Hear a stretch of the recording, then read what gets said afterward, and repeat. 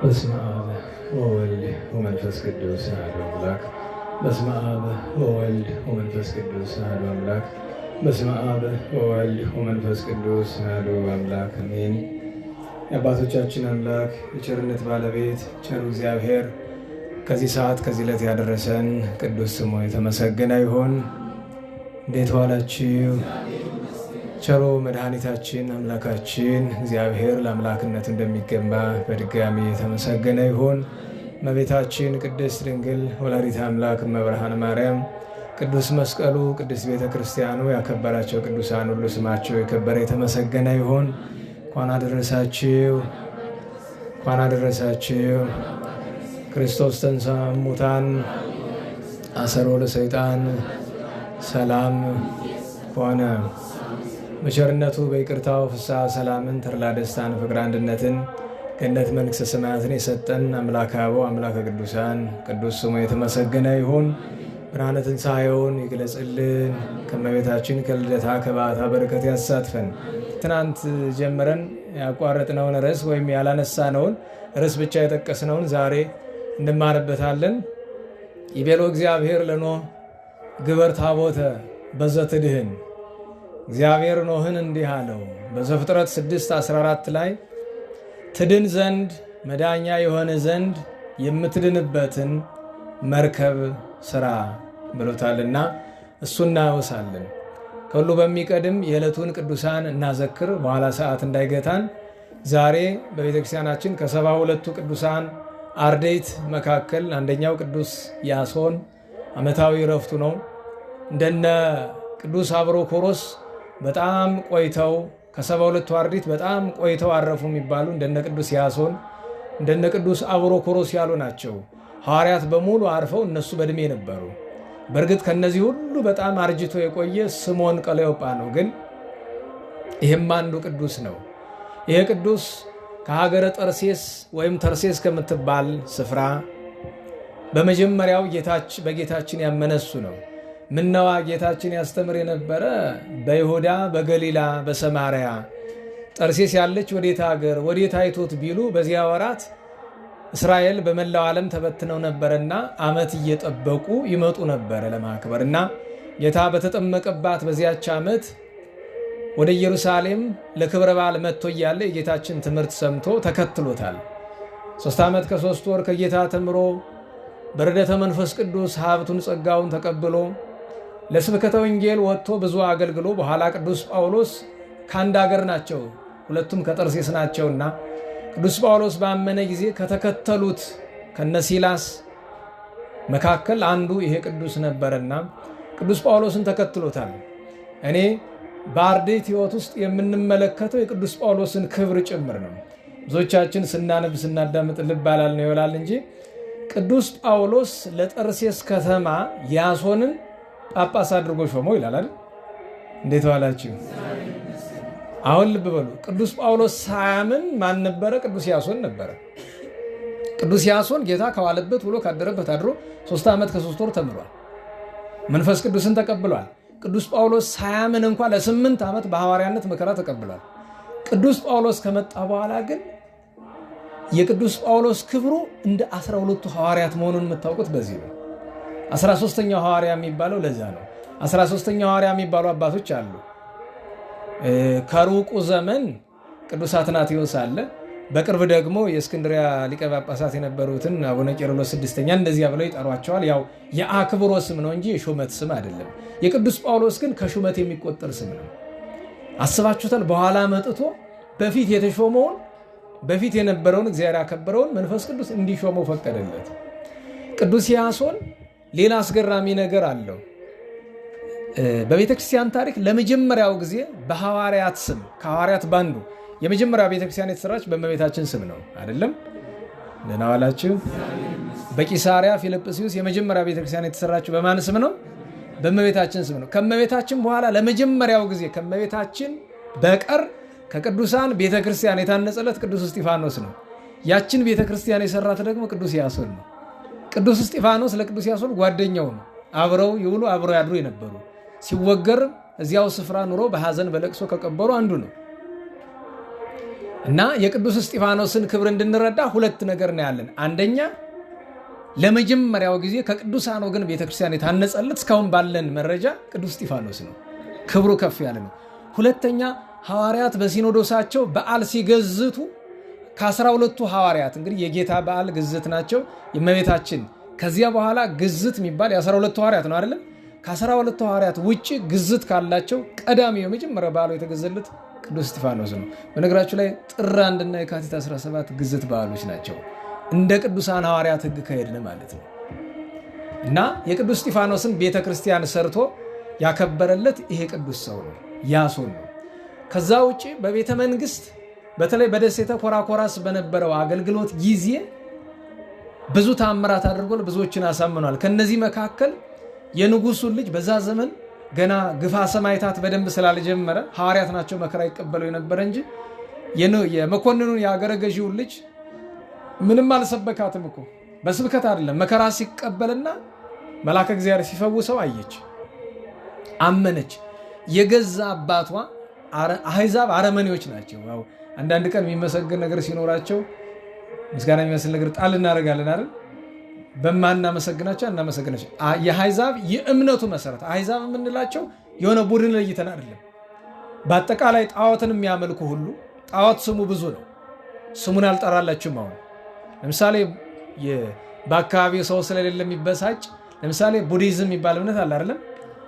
ቡድሃ ሚስተር ሲድራታ ወይም አቶ ሲድራታ የሚባል የሆነ ግለሰብ ነው። የሆነ ጊዜ ጠግቦ በቃ የሆነ ነገር አለ። እሱ ያላለውን ነገር በኋላ ተከታዮቹ አመለኩት። አሁን ቡድሃ የጣዖት ስም ነው፣ ወይም በሌላ አነጋገር ሰይጣን የሚመለክበት ስም ነው። በሂንዱ እምነት ብዙ አማልክት ነው ያለው። ስንት ይመስላችኋል? ግምት ውስጥ እስከ ስንት ግምት? 100። እሺ ጨምርበት አንተ 300 ሊቀ ዲያቆኑ ይጨምሩበት። አላውቀውም ነው ጭማሪው። ቀሲስ 150 ጨምሩ እንጂ እህቶች ስንት? 500። እሺ አንተ ረጅሙ 1000 ሊቀ መንበር 1000 3 ሚሊዮን ጣዖት ነው ያላቸው። እናንተ ዝም ብሎ ግምት አታውቁም። ከፍ ብሎ እያልኳችሁ 3 ሚሊዮን ጣዖት ነው ያላቸው። ከነዚህ መካከል ተቀባይነት ያላቸው አብዛኛው የሚቀበላቸው መጠነኞቹ ናቸው። ስታዩ የህንድ ፊልም ምናምን ብዙ ያያችሁ ሰዎች ትኖራላችሁ አይደል? የሆነ የዝሆን አፍንጫ ያላት ሴትዮ አንተ ያላችሁ ማዕት ነው። እና ቅዱስ ዳዊት ምን አለ? አማልክቲሆሙ ለአሕዛብ ዘወርቆ ዘብሩር አለ። ሁሉንም ጣዖቶች ተመልክቷቸው የቡድሃንም ጣዖት የድንጋዩን ሳይሆን ዋናውን ጣዖታቸውን የህንዶቹንም ብታዩት ከምንድን ነው የሚሰሩት? ከወርቅ ዘወርቆ ዘብሩር ካለ በኋላ ግን ምን አለ? አይን አላቸው። አይን ቦሞ ይረዩ ያለው እሱ ነው። እና መጨረሻ ላይ ምን አለ? ከማሁ ለይኩኑ ኩሎሙ ለገብርዎ ማለት አይደለም? ጣዖት የሚሰሩ ሁሉ ደንጋይ የሚያለዝብ ሁሉ ደንጋይ ይሁኑ እንደማለት ነው። እንዴት ዋላቸው? እና ደንጋይ የሚያመልኩ ልባቸው ደንጋይ ስለሆነ ይላሉ አባቶቻችን። እና አሕዛብ ጨካኞች ናቸው። የጭካኔያቸው መገለጫ ለገዛ ቤተሰብ እንኳን አይራሩ ማለት አይራሩ። እና የገዛ አባቷ በክርስቶስ አመንሽ ብሎ መግደል እኮ ጌጥ ነው አይደል? ለቅዱሳን ሰማዕታት መግደል ጌጥ ነው። ምንድነው ያደረጋት? ህዝብ ሰብስቦ በአደባባይ ልሷን ያስወለቃት። አባቷ ገላዋን አይቶ ምን ሊያደርግለት ነው? ምን አይነት ክፉ ቢሆን ነው? እግዚአብሔር በኋላ ተበቅሎታል። እንዲያ ካደረገ በኋላ ስትገደል በቀሉ አልወጣለት ብሎ ራሱ ነው በቀስት ወቅቶ ይገደላት። ደጋግሞ ወቅቶ ይገደላት። አራራቁቶ ማለት ነው። አራቁቷል። እንዲህ አድርጎ ቅዱስ ያሶንን ሊገለው በሐይቅ ይዞ ሲሄድ መልአከ እግዚአብሔር ወርዶ ከነሰራዊቱ እንደ ፈርዖን አሰጠመው ይላል አይደል መጽሐፍ። እንደ ትናንቱ አነጋገር ይህን ጊዜ አውደ ምሕረትን ታባውትና ይባላል።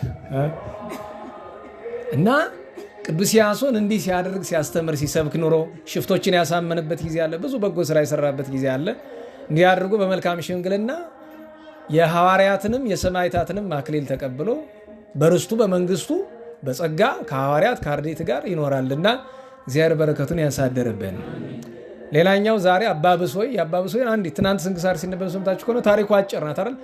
ከቤልጌት ሰዎች የሆነው እንዲያውም ቤልጌት የሚለውን ሰው መቼም ወደ ዘመኑ ጭንቅላቱ ስለሚሄድ ያን ሰውዬ በዛ ምክንያት ነው እንደዚህ ያሉት የሚል እንዳይመጣ በቀደም ስሙን አንስተው ነበር የዛን አረመኔ ሰውዬና ቅዱሱ መከራ እየተቀበለ እያለ ህማሙ በጣም በዛበት።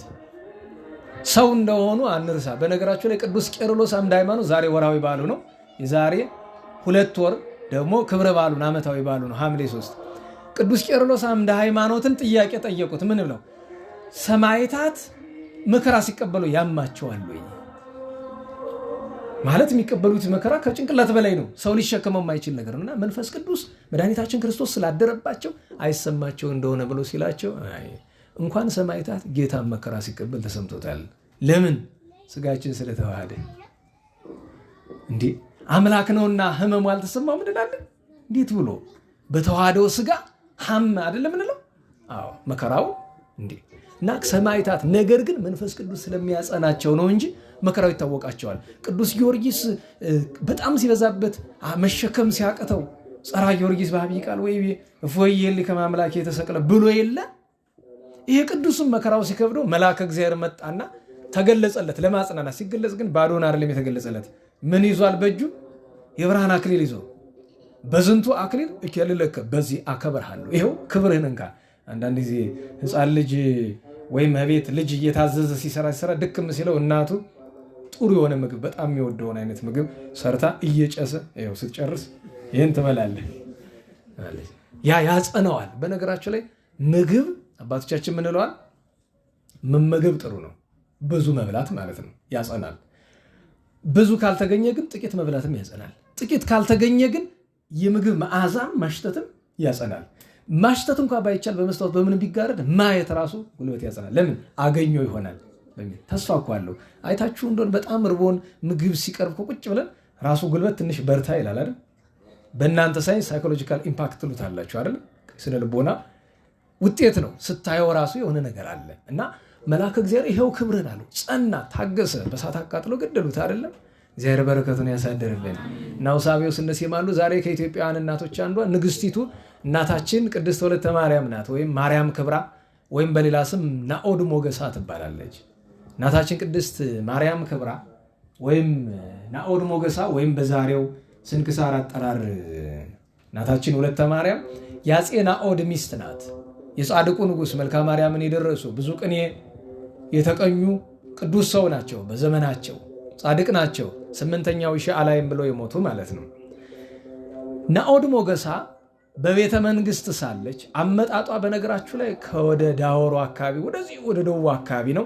በአንዳንድ ታሪክም እንደምንረዳው ከአሕዛብ ወገን ሳትሆን አትቀርም ሀገረ ሙላዷ እና መጥታ በትዳር ውስጥ ኑራ ስታደርጋቸው የኖሩ ነገሮች አሉ። በቤተ መንግስት በነገራችሁ ላይ አንድ ነገር ልብ በሉ፣ ሀብትን አትመኙ። አሁን ትናንት መጨረሻ ላይ ብስጨጨት ብዬ አንዳንድ የግል ምስጢር እስከ ማውጣት ሂጄ ተናገርኩኝ አይደለም። ያም የሆነበት ምክንያት እኔን ሊጠቅመኝ አይደለም፣ እንድታስተውሉ እንድናስተውሉ ነው። ስራ ስሩ፣ ገንዘብ የሚገኝበትን ስራ ስሩ።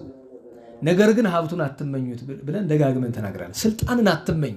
ከመጣ በእግዚአብሔር ፈቃድ ልንቀበለው እንችላለን። ነገር ግን አትመኙት። ሀብትን ስልጣንን የሚመኝ ሰው ሲያገኝ ገደል ነው የሚገባበት፣ ሰው ነው የሚበድልበት። እና በእውነቱ ይቺ ቅድስት እናት ንግስት ሆና በዘመናቸው ረሃብ ተከሰተ። አቡነ ሀብተ ማርያም በእድሜ ነበሩ፣ ይዛን ጊዜ አላረፉም ነበረ። አቡነ ሀብተ ማርያም በጸሎት በአማላጅነታቸው ረሃቡን እስኪያደቁት ድረስ ብዙ ሰው አለቀ። ክፉ ቀን ይባላል ያ የረሃብ ጊዜ።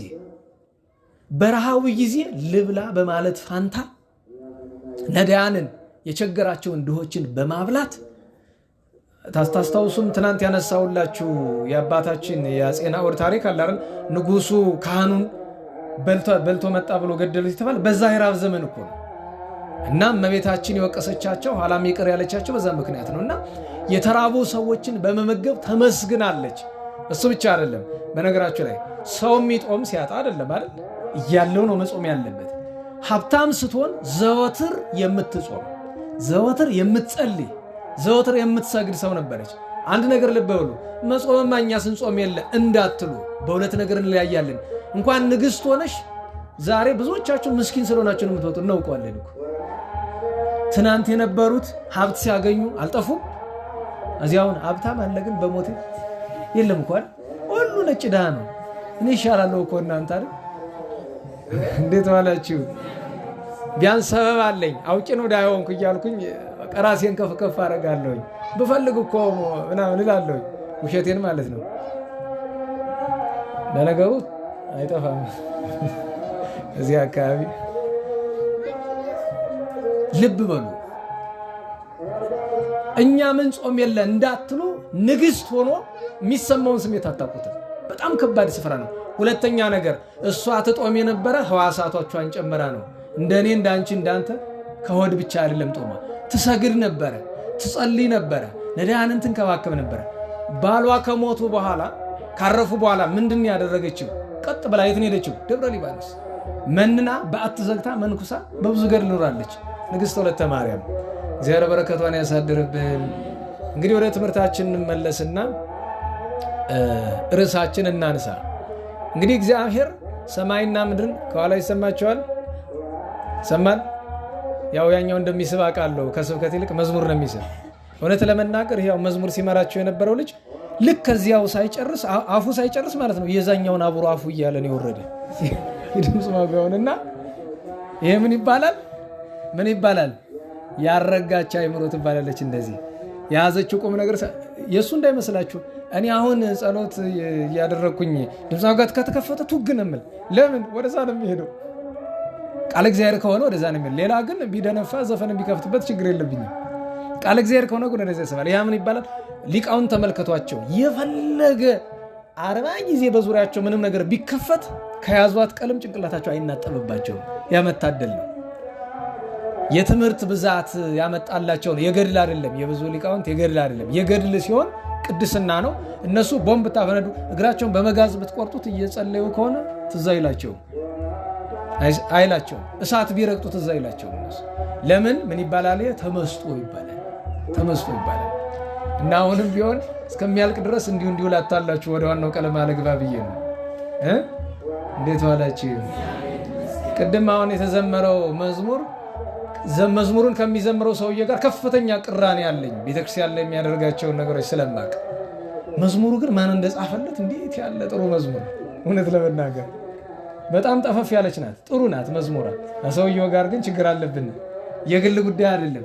እንደው የሚገርማችሁ ያን ጊዜ ክስ ምናምን ተመጥቶ እያለ ለምን ለሱ አትነግረውም? ቀጥታ እኮ ጠቅላይ ሚኒስትሩ ቢሮ ገብቶ ምናምን ያስደርግልሃል አለ። አይቅርታ አድርጉልኝ፣ የፈለገች ነገር ትፈጠራለች እንጂ እንደዛ አላደርግም። በኋላም የሆነ ቦታ እንግድነት ይጄ እያለ አለ እኮ በዚህ አካባቢ ያሉ ትናንት የነገርኳችሁ እዚያ አለ እኮ እዚህ መጥቷል እሱ ማለት ወዲያ አይደለኝ ማለት ለምን ብትሉኝ የሰው ሕይወት ለመመራመር አይደለም። ስለ ቤተ ክርስቲያን ነው፣ ስለ ግል ሕይወት አይደለም። በግል ሕይወትማ ማንንም መመርመር አይችልም። ማናችንም እዚህ መተቻችሁ ግዴታ ሆኖብኝ ነው እንጂ ብንመራመር በእግዚአብሔር ፊት አስቸጋሪ ነው። እግዚአብሔር ሰማይና ምድርን ፈጠረ ብለን ተምረናል አይደለም? በዚያ ውስጥ ጥቂት ስለ እመቤታችን ምሳሌ አየን። ከዚያ በኋላ በመካከል እግዝእትነ ማርያምን ያሳየን ዘንድ ጌታችን በግልጥ ትወለዳለች ብሎ ትንቢት ከመናገሩ አስቀድሞ በዓለመ መላእክት በብዙ ምስጢር ገልጧታል። ለቅዱስ ሚካኤል መልአከ ምክሩ ባሰኘው መንገድ ምስጢር ሲነግረው፣ ለቅዱስ ገብርኤል በክንፉ ላይ ሁር አብስራ ለወለተ ጽዮን ብሎ ሲጽፍለት፣ ከዚያ በኋላ ገነትን በፈጠረ ጊዜ በገነት ውስጥ ባሉ በእጽዋት ሁሉ፣ በነገራችን ላይ እመቤታችን እዚህ በፊት እንደተማማር ነው በዕፀ ሕይወት ትመሰላለች፣ በዕፀ ገነት ትመሰላለች፣ በዕፀ በለስም ትመሰላለች። ዕፀ ሕይወት ዕፅ እመቤታችን ሕይወት ጌታ ነው አይደለም? ዕፀ ገነት ምንላቸው አሁንም ዕፅ እመቤታችን ገነት ጌታ። አንድም ገነት እመቤታችን በዚያ ውስጥ ያሉ እጽዋት መዓዛቸው ልብ ይመስጣል። አንድ ጊዜ ቆርጠው ተመግቧቸው ቀና ሲሉ መልሰው ተክቶ ያገኛሉ። ይኸውም ለጌታችን ምሳሌ ሆኖ ይነገራል። ዕፀ በለስ ብዙ ጊዜ አዳምና ሔዋንን የጣለቻቸው ዕፀ በለስ እንደሆነች እናስባለን። እንዴት ዋላችሁ? ዕፀ በለስን እንደ ክፉ ነው የምናያት። ምን ሆነ ክፉ? የፈጣሪና የፍጡር መለያ ምልክት ናት እንጂ ዕፀ በለስ በራሱ በነገራችሁ ላይ በለስ መብላት እኮ ኃጢአት አይደለም። ችግሩ በለሱን መብላቱ አይደለም፣ እግዚአብሔርን መጋፋቱ ነው። እግዚአብሔር እኮ በለስን ብቻ ሳይሆን ምናልባት የኮክ ፍሬንም ቢሆን አትብላ ካለ ችግሩ ከኮኩ አይደለም። እና እመቤታችን በበለስ የምትመሰልበት ምክንያት ምንድነው ከተባለ አዳምና ሔዋን በተራቆቱ ጊዜ ኀፍረታቸውን በምን የከደኑ? በበለስ ቅጠል ነው አይደለም? ስለዚህ ሀፍረትን የምትከድን ሀፍረታቸውን የከደነችላቸው ቤዛቸው መድኃኒታቸው እመቤታችን ናት። መድኃኒቱን ቤዛውን የወለደችና በዚያ ይመስላታል። እንዲያ እያለ በስነ ፍጥረቱ እሑድ በተፈጠሩ ፍጥረታት፣ ሰኞ በተፈጠሩ ፍጥረታት ጮኩ አይደል? በጣም ያን ለማሸነፍ ሰኞም በተፈጠሩት፣ ማክሰኞም በተፈጠሩት፣ ረቡዕ፣ ሐሙስ፣ ዓርብ በተፈጠሩት ትመሰላለች። በቅዳሜ እንኳን በሰባተኛው ቀን ትመሰላለች አይደል? የእረፍት ቀን ናት አይደለም? አዎ እረፍት ያገኘን በእመቤታችን ነውና እንዲህ ካደረገ በኋላ አዳም ሲፈጠር አዳም በተፈጠረበት ምድር ትመሰላለች። ሔዋን በተፈጠረችበት ጎንም ትመሰላለች። እመቤታችን ድንግል ማርያም እንዲህ ካለ በኋላ ለአዳም አባታችን እትወለድ እምወለተ ወለትከ። ልብ ብላችሁ ታውቃላችሁ? እምወለተ ወለትከ የሚለው ምንድን ነው ሲተረጎም? ከልጅ ልጅ ነው አይደለም? እንዴት ባላችሁ? እስቲ ቆይ አንድ ቀን ርዕስ እናደርገው ይሆናል። እምወለተ ወለትከ ምን ሊል ፈልጎ ነው? አሁን አማራጭ አለ። እምወልደ ወለትከ አለ፣ እምወለተ ወልድከም አለ። ወለተ ወለትከ ምን ማለት ነው? እስቲ እንመጣበታለን አንድ ቀን። እንዲያ እያለ አዳም አባታችን በብዙ ምሳሌ ሴት ሲመጣ በጸፍጸፍ ሰማይ አቤልን በየዋህነቱ በመስዋዕቱ እያለ እነ ቃይናን መላልኤል ያሬድ ሄኖክ እያለ ሄዱ። አሁን ኖህ ላይ ደረስን። ባጭር ማለት ነው። ለእናንተ ረጅም ይሆናል፣ ለእኔ ባጭር ነው። ሰዓቱ ሄዶ ይገርማችኋል። ገና ሳንጀምር ሄደ። ለሁሉም ከአባታችን ኖህ ደረስን። አባታችን ኖህ የነበረበት ዘመን ዓለም እንዳሆነ የነበረበት ነው። እንደምታውቁት ግብረ ሶዶማዊነቱ፣ ዝሙቱ፣ መርዓቱ፣ ክፋቱ፣ ስካሩ የሌለ ነገር አልነበረም። በዚያ ዘመን ምን ይላሉ? የሰባት ካት ምንድነው ችግራቸው? ኃጢአትን ንቅስ እያደረጉ ነበር ይመስላል። ንቅስ እያደረጉ ማለት ነው። አንድ ነገር መንቀስ ምንድነው? በደንብ የማይታየውን እንኳን በደንብ ፈርፍሎ መርምሮ በመርፌ ማውጣት መንቀስ ይባላል አይደለም? ንቅስ እያደረጉ ማለት ከኃጢአት የትኛው ቀረችን እያሉ ብሎ መጨረሻ ያገኙት ኃጢአት ምን ሆነ? ግብረ ሰዶምነት። ከግብረ ሰዶምነት አልፎ ምን እንዳገኙ ታውቃላችሁ? የካኒባሊዝም የሚባለው ሰውን በጉ ሲያመጡላቸው በጉን ላሙን አንፈልግም ብለው ሰውን አጋድሞ እንደዚያ ማድረግ። የሰባት ካት ኃጢአት ሰው አይገባው። እንዴት እግዚአብሔር ፍጥረቱን ሁሉ አጠፋ ይላል። ከዚያም በላይ ይገባቸው ነበረ። ለነሱ ብቻ ሳይሆን ለኛም ይገባል ነበረ። ምክንያቱም በዚህ ዘመን ምን የቀረ ነገር አለ? ሁሉም መጣ አይደል? አሁን ካኒባሊዝም ይፋዊ ለማድረግ በድብቅ የሚደረገው ነገር ከሆነ ምሳሌ አሜሪካን ውስጥ ተቀላችሁ አይደለም? የሰው ስጋ ፋብሪካ አለ። እንግዲህ ከዚህ በኋላ ኩታራ የለም አይደል? ጆሮሽ እንደፈኘው እንግዲህ ሌሎችም ዘላ እንዴት ናት ያለች ምን ላድርግ? ኧረ በዛም አሉ መሰለኝ። ጆሮአችሁን ድፈኑ በሉ። አሁን ቶሎ በሉ። ትንሽ ጊዜ በአንቺም ድፈኝ በሉ። እንዳትሰሙ ክፈቱ እላችኋለሁ። ይኸውላችሁ ሰውን በድብቅ የሚያደርጉት ነገር አለ። አሁን በይፋ በነገራችሁ ላይ በይፋ ስላችሁ በሚዲያ ሁሉ አለ። ቪዲዮ ያሳያችኋለሁ። ዜና ቻናሎች ምን ያደርጋሉ? ፈቃደኛ ሰዎች አሉ። ይሄዱና ይሸጡላቸዋል። ከአካላቸው ሰርጀሪ አድርገው ያንን ያወጡታል። ያንን በኬሚካል በፋብሪካ ፕሮሰስ ትልቅ ስጋ ያደርጉታል። ያንኑ እንዳለ እና የሰው ስጋ የሚበላባቸው ካፌዎች አሉ። በጣም ውድ ነው። እዛ እየሄደ ሰው ይመገባል። ይህንን አይቶ አሜሪካ የሚደረግበት ስፍራ አሜሪካና አውሮፓ የሚደረግበትን አይኑ እያየ ምንም አይመስለው። ታውቃላችሁ አሁን ቅርብ ጊዜ KFC የሚባል ፋብሪካ የሰራውን ማስታወቂያ አይታችሁታል? በይፋ የሰው ስጋ እንደሚሸጥ ማስታወቂያ ሰራ አይደል? በይፋ ማስታወቂያው እንደዛ ነው የሚለው። በአብዛኛው የዶሮ ቅልጥም ምናምን የሚሸጥበት ስፍራ ነው። ለዛ ነው ሰው ሀገር ያለ ስጋ አልበላም የጦም ብቻ ነው። አዎ አንተማመንም። ኋላ ቢጨንቃቸው በአካል ዶሮዋን ይዘውት መጡ። እቺን ሳታምናት ወይ አይ አምናት አለው ግን አልፈልግም እናንተው ራሳችሁ ብሎ የዚህ ሀገር ዶሮ ምን መርፌ እንደወጉት ምን ነው አውቄ ነው ማለት አልቀመስኩ። መድኃኒዓለም ምስክር ነው። የለም ምን ሊያረግ እውነቴን እኮ ነው። እንዲህ አንዳንዴ እኮ ክርስትናው የጠፋብን አይምሯችን ማስተዋል ያቃተው በምንድን እና ሰባት ካት ያላደረጉት ነገር የለም። ከሰባት ካት ኃጢአት አንዲትም አልቀረችንም።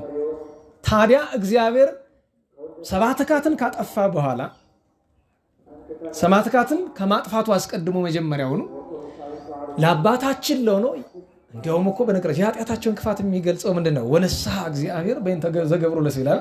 እግዚአብሔር ሰውን ስለመፍጠሩ ምን አለ ይላል? ተጸጸተ ይላል። በእግዚአብሔር ጸጸት ኖሮበት ሳይሆን የክፋታቸውን መጠን መናገር ነው። እንዲያ ብሎ አባታችን ኖህን ግበር ታቦተ በዘትድህን አለው። ትድን ዘንድ መርከብ ስራ። እኔ ልብ እንድትሉት የሚያስፈልገው ሁለት ነገር ነው። አንደኛ ነገር ለመዳን ሁልጊዜም ቢሆን የሰው ልጅ ሱታፊ ያስፈልጋል። አሁን በዚህ ዘመን ያሉት አረ ልቀቁት ረስቸው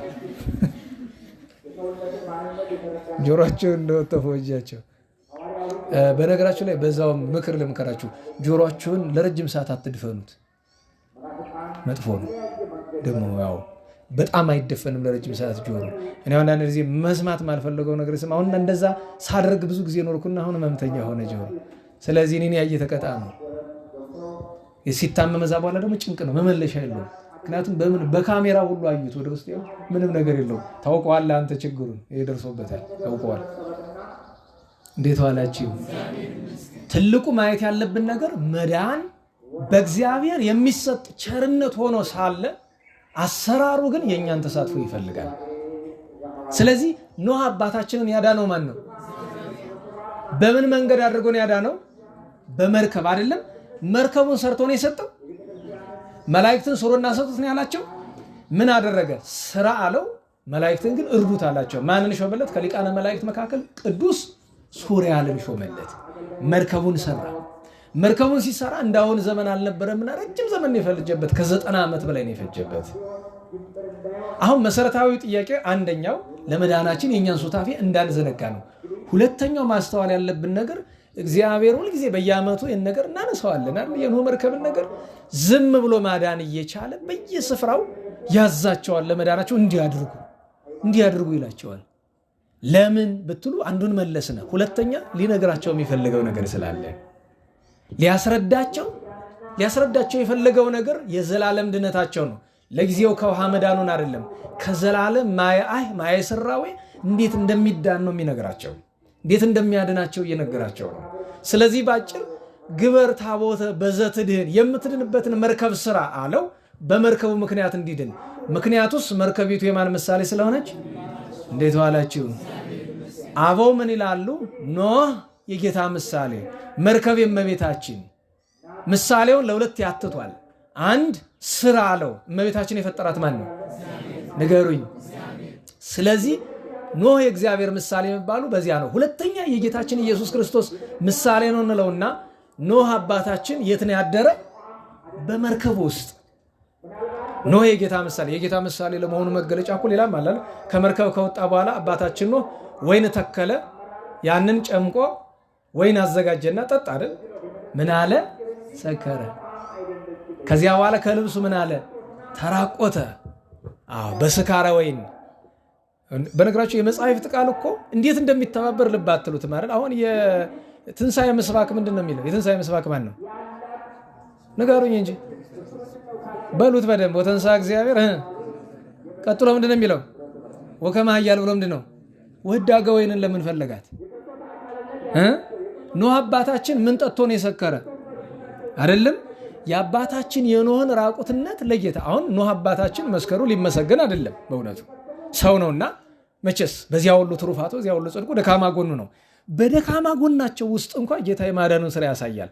ኖህን ወይን ያሰከረው ወይን የፍቅር ምሳሌ ነው። ፍቅረ ሰብ ነው። ፍቅር ሳብ ወለወልደ ኃያል መንበሩ እንደሚለው ከዚያ ተራቆተ ይላል። የሰው ልጅ ፍቅር ወልደ አምላክ ወልደ አምላክ መድኃኒታችን ኢየሱስ ክርስቶስን ራቁቱን እንዲሰቀል አድርጎታል። በዚያ ጊዜ እዚህ በፊት ምሳሌውን ተማምረናል። ካም ከነአን ልጁ አይቶ ነግሮት አይቶ ምን አለ? ሳቀ። የማን ምሳሌ? የይሁዳ የአይሁድ ምሳሌ። ሴምና ያፌት ሁለቱ ልጆቹ ግን ምን አለው? ራቁቱን አናይም ብለው ጀርባቸውን ሰጥተው ልብስ አመጥተው አካሉን ከደኑ አይደለም? የዮሴፍ ኒቆዲሞስ ምሳሌ አይደል? በድርብ በፍታ ገንዘው ስለቀበሩ እንዲያ አለ እና ኖህ አባታችን የጌታ ምሳሌ ተብሏል። ምሳሌነቱ በመርከብ ስላደረም እንደገና ደግሞ እንዲህ ባለው አሁን በነገርኳችሁ ምሳሌ ይመስላል። ስለዚህ መርከብ የእመቤታችን ምሳሌ። ሁለተኛ ነገር ግበር ታቦተ ማለቱ ነው እግዚአብሔር ምሳሌ ስለሆነ እኔ ፈጥራታለሁ በኋላ ለዓለም መዳኛ በመርከቧ ምክንያት እንደዳነ። በነገራችሁ ላይ መርከቡ ስንት ሰው ነው የነበረ? እንዴት ዋላችሁ? መርከቡ ስንት ሰው ነው የነበረ? የታኮ በእመቤታችን በ8000 አዝማናት የሚፈጠር ፍጥረት ሁሉ በሷ አብነት በሷ ምክንያት አድናለሁ ሲልም ነው 8 ሰው ነው ያዳነ። 8 ሰው። ሁለተኛ ግበር ታቦተ አለው። መርከብን ስራ ማለት መርከቢቱን ውለድ ተብሎ ይተረጎማል። መስራት። ግበር ታቦተ አለው። ግዛል አለው። ምን አለው? ግበር ታቦተ። ለምን? እመቤታችን የምትገኝ ከማን ባህሪ ነው? ከአባታችን ኖህ ባህሪ አይደል? ኖህ ሴምን ከሴም ወርዶ በአብርሃም አይደል? እንዲያውም እኮ በሴም እንደሚወርድ ለይድር እግዚአብሔር ውስተ ቤቱ ለሴም ብሎ በሴም ቤት እግዚአብሔር ይደር ብሎ መርቆታል። ከዚያ ወርዶ ከዳዊት ወርዶ ከኢያቄም ከሐና ተገኝታ እመቤታችን ድንግል ማርያም ከኖህ ባህሪ ስለተወለደች ግበር ታቦተ አለ። ግበር ታቦተ ማለቱ እኔ ባሳየው ስርዓት ያችን መርከብ ደግሞ ስሰራት ብሎታል።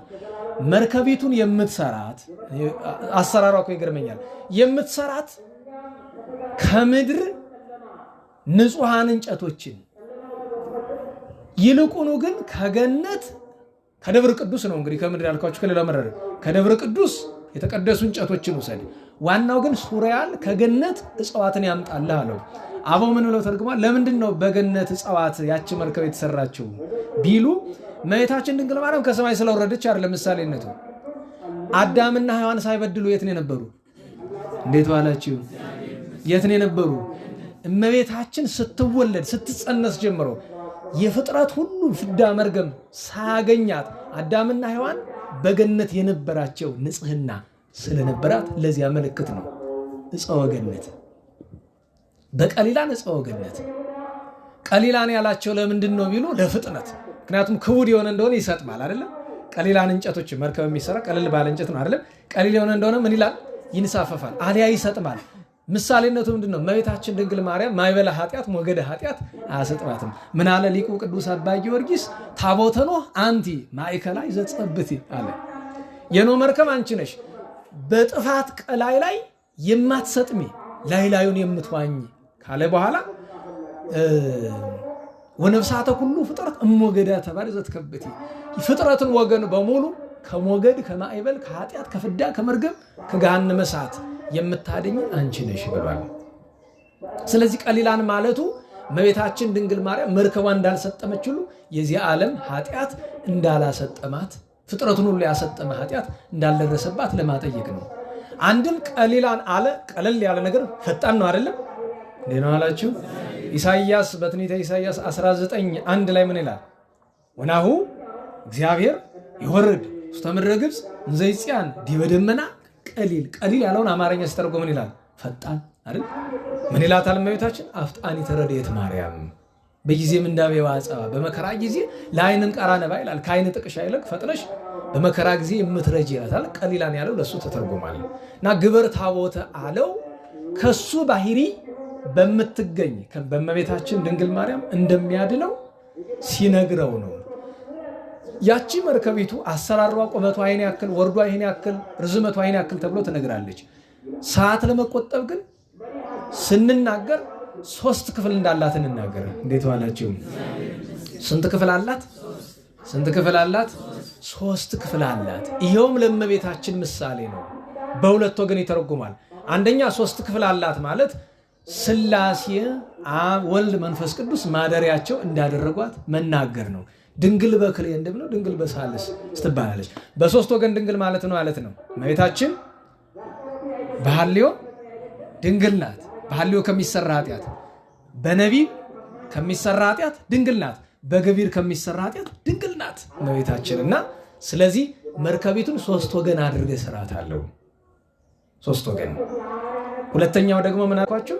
ሥላሴ ያድረውባታል። ስለዚህ አንደኛው ምሳሌ ሥላሴ ማደሪያ ስለሆነች እንደዚህ ያለው፣ ሁለተኛው ደግሞ ምሳሌ እመቤታችን በ3 ወገን ድንግል ስለሆነች፣ አንድም በመርከቡ በ3 ክፍል ሴም ካም ያፌት እንዳደሩ ሁሉ ከጥፋቱ አንድዳን ሁሉ ነገደ ሴም ነገደ ካም ነገደ ያፌት በሷ ምክንያት ይድናሉ ሲል ነው። አንድም ነገደ ሴም ነገደ ካም ነገደ ያፌት ሁሉ ያመሰግኗታል። እመቤታችን ወናሁ ሚዜስ ያስተበጽኡኒ ኩሉ ትውልድ ሁሉ ያመሰግኑኛል። ትውልድ ማን ነው? ትውልደ ሴም ትውልደ ካምና ትውልደ ያፌት ሲል ነው። ስለዚህ እመቤታችን ግብር ታቦተ በዘትድህን አጭር ምሳሌ ይሄን እናድርግ። ወደ ኖህ አባታችን ለመመለስ ጊዜ በሚቀጥሉት ቀናት ስለማይኖረን ከወጣ በኋላ አባታችን ኖህ አንድ ነገር ለመነ። መስዋዕት ሰዋ፣ እግዚአብሔር ተቀበለለት። እግዚአብሔር መስዋዕቱን አሸተተና በጎ መዓዛ ማለት ብዙ ጊዜ ሰዎች እንሳሳታለን። በነገራችሁ ላይ የዕጣኑ መዓዛ ለእኛ ፍንጫ ጥሩ ነው አይደለም? መስዋዕቱን የምናሳርገው እኛ ክፉዎች ከሆነ ግን ለእግዚአብሔር ጥሩ አይሸተውም። እግዚአብሔር መዓዛውን ከልባችን እንጂ ከዕጣኑ አይደለም የሚፈልገው። መዓዛውን የሚያጣፍጠው ዕጣኑ ብቻ አይደለም፣ ልባችን ነው። የአቤል መስዋዕት በጉን ነው እግዚአብሔር ወደደለት፣ ያቀረበበትን ልብ ነው። መዓዛውን ወደደ ማለት እግዚአብሔር ጌታ ለቅዱስ ዳዊት ምን ብሎታል? ይበል ስጋ ላይም ብሎታል። እኔ ላሙን እኮ የምታርዱልኝ ስጋውን ልበላ አይደለም ወይ ሰት ይደመጠሊ እኔ ፍየል ደም አልጠጣም ምን ያደርግልኛል? ሱ ለእግዚአብሔር መስዋዕተ ስብሐት አለ አይደል? ይልቁኑ ለእግዚአብሔር የምስጋና መስዋዕትን ሰዋ። ምን ትሻለህ ሌላ ምንድነው የሚለው? ትጽዋኒ በዕለተ ምንዳቤከ እንዲያ ከሆነ በመከራ ቀን ትጠራኛለህ፣ አድህነከ እኔ ደግሞ አድንሃለሁ፣ ወተአኩተኒ ታመሰግነኛለህ። ይሄ ነው፣ ሌላ ነገር የለም። ኖህ አባታችን መስዋዕት ሲያቀርብ እግዚአብሔር ተቀበለለትና ምን አለው? ብዙ ተባዙ ወምልዋ ለምድር፣ ብዙ ተባዙ ምድርን ሙሏት አለው። አይ ጌታዬ የኔ ልጆች በደልን አንተም ማጥፋትን ላትተው ይቅር መዋለድ ይቅር አለው። ግድ የለም ምን አለው? ሰይም ቀስቴ በውስተ ደመና፣ ደመና ዝናም በዘነመ ጊዜ በደመና ላይ የቀስት ምልክት ደጋን አደርጋለሁ። ህብረ መልኩ ብዙ የሆነ ዋናዎቹ 4 መልክ የሆኑ ምን አለ? ከመያማሰና ለምድር ዳግመ በማይ አይ፣ ዳግመኛ ምድርን በጥፋቷ አልመታም አለ። ያቺ ደጋን ያቺ ቀስተ ደመና ቀስተ መሐላው ለኖህ የሚላት ድንግል እግዝእትነ ማርያም ናት። እንዲያውም በመልክዓ ቁርባን ላይ ይላል አይደለም? የመልክዓ ቁርባን የእንዘ ብዙሃኑ 6ኛው አንቀጽ በመንፈቀ ሳብ ወር ካለ በኋላ እንደሚለው እሱ ባለመጸለት ይገብሩ ብሎ ከሱ በኋላ ያለው አንቀጽ እንጂ ይሄን ጨርሰን ምንገባበት ወግብረ ሞት ከመላእክት አንከሮ ነው ናው ማይከሌነ ወማይከሌከ ስዩም ትምርተ ማላ ስጋ ከውቀስተ ኪዳን ከደም። ልብ እያላችሁ ኢየሱስ ክርስቶስ መስዋዕተ ሰላም በከመ ተገብረ ቀስተ ደመና አመተ አየህ ዓለም አለና ዝናመ የጋይነ ይጹጥ በከልጓም። ያ ቀስተ ደመና ከዚያ ጊዜ ጀምሮ እስካሁን ድረስ የጥፋቷ እንዳይወርድ ሲከላከል ይኖራል። በእውኑ ቀስተ ደመና እግዚአብሔርን ከልክሎ ሊያስቀረው አይደለም። እግዚአብሔር ለመሐላው የሚታመን ርቱ አምላክ ስለሆነ ነው። ያቺ ቀስተ ደመና ግን ምሳሌ ናት። በእመቤታችን ምክንያት በስሙ ያመነ ሁሉ ከጥፋት እንዲድን ቃል ኪዳን መስጠት ነውና እግዚአብሔር አባታችን የኖህን በረከት ያሳድርብን። ታዲያ አጭር ማጠቃለያው ምንድነው ትሉኝ እንደሆነ እግዚአብሔር ይመስገን እናንተ ገና ነው ሰዓት። ያ ሲኖር ደግሞ ተስፋ ነው። እነሱ አሉ፣ እነሱ እንኳን ገፋ ያደርጋሉ ትንሽ፣ እኛ እንኳን ያን ያክል አናደርግም። በቀን በቀን ስለኛ በጊዜ ቢሆን ይሻላል። ታዲያ ግብር ታቦተን ለኛ ምን እንተርጉመው? አሁን ኖህ እንዲድን አንዲት ቀዳዳ ነው እግዚአብሔር የሰጠው። ምንድናት እሷ? ግብር ታቦተን። ምን ስራ? እንዴት ዋላችሁ? መርከብን ገንዘብ አድርግ ነው። መርከብ ከሌለ ትጠፋለን። በዚህ ዘመን ዲያብሎስ ከሚሰራቸው ክፋቶች ውስጥ በጣም ከፍተኛ የምላቸው ትውልዱን ጌታችንን እግዚአብሔር ነው ብሎ እንዳያምን ከውስጣችንም ከውጫችንም ባሉ ሰዎች ይውላችሁ ጌታችን መድኃኒታችን ኢየሱስ ክርስቶስን እግዚአብሔርነቱን የማያምን ሰው በሙሉ ለጥፋት ይዳረጋል። ምግባር ሊያቀት ይችላል። ደህና ዋላችሁ? ጾም ጸሎት አንዳንዴ ይቸግራል። ምግባር ትሩፋት አንዳንዴ ይቸግራል። ጌታችን ኢየሱስ ክርስቶስን አምላክ ወልደ አምላክ ወልደ አብ ወልደ ማርያም ስግው ቃል ብሎ ማመን እግዚአብሔርነቱን የባህሪ አምላክነቱን አለማመን ግን አመፀኛነት ነው። ማንም ይሁን በምንም ምክንያት ይሁን። ሁለተኛው ደግሞ መዳኛ መንገዳችን እግዝእትነ ማርያም እንደሆነች ቅዱስ ያዕቆብ ዘስሩግ በቅዳሴ ወስልሰተ ማኅፀነ ወካዕበ ነው እንጂ ወስልሰስ ሌላ ነው። ወካዕበ ተማኅፀነ በማርያም ምከ እንተ ይእቲ እግዝእትነ ወትምክሕተ ዘመድነ። እመቤታችን የባህሪያችን መመኪያ በሆነች በድንግል ማርያም በእናትህ ዳግመኛ ተማጽነናል። ለምን? እስመ አንተ ትቤላ ዘገብረ ተዝካረኪ ወዘጸውዐ ስመኪ ሕይወተ ዘላለም ያዩ። ስምሽን የጠራ መታሰቢያሽን ያደረገ ለዘላለሙ ይድናል ብለህ በእመቤታችን ተናግረሃልና በእመቤታችን ስም ተማጽነናል። ያን ጊዜ ትምረን ዘንድ ይላል። መዳኛ መንገዳችን እሷ እንደሆነች እንግዲህ ልብ በሉ። መናፍቃን ምን ይላሉ? አይ አታስፈልገንም፣ በቀጥታ ወደሱ መሄድ እንችላለን ወላሉ። እንዴት ዋላችሁ? እንኳንኛ ቅዱሳን ሐዋርያት ወደ ጌታ ቀጥታ መሄድ አይችሉም። ችሎታ የላቸው፣ አይችሉም። ያለ እግዝእትነ ማርያም እግዚአብሔርን ማግኘት አይቻልም። ያለ እግዝእትነ ማርያም እሷን አጋዥ ሳያደርጉ ሁልጊዜ ቅዱስ ሚካኤል እንኳን ምልጃ ሲሻ እመቤታችንን ሳያስቀድም ይለምናል። ቢለምንስ ተቀባይነት ያገኛል? እንዴት ብሎ ዋልቦ ዘይት ማሰለከ በልማደ ምሕረት ወሳይል እንበለባይታ እህትከ ማርያም ድንግል ተላል ሲያደንቀው እንኳን ርኅራኄውን ማለት ነው። ከመቤታችን በቀር በርኅራኄ ማን ይመስልሃል ብሎታል ቅዱስ ሚካኤል። ያለ እመቤታችን አማላጅነት የሌሎች ቅዱሳን ሁሉ አማላጅነታቸው ቦታ የለውም። ለምን?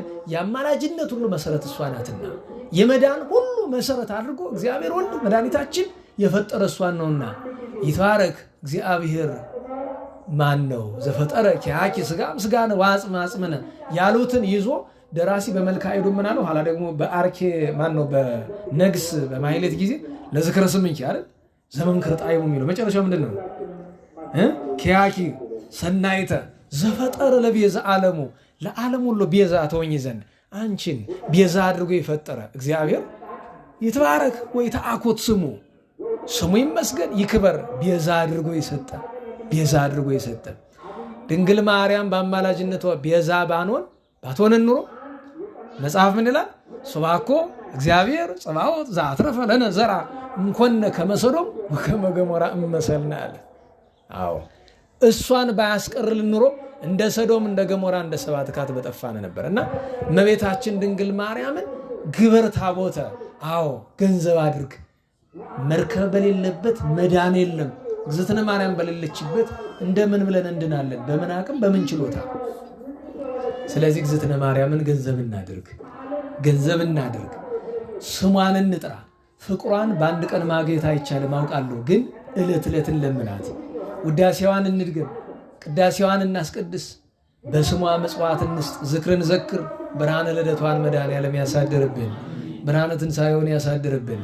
የንጹሐንን የሐዋርያትን የአበውን በረከት የእመቤታችን ጣዕሟን ፍቅሯን ያሳድርብን።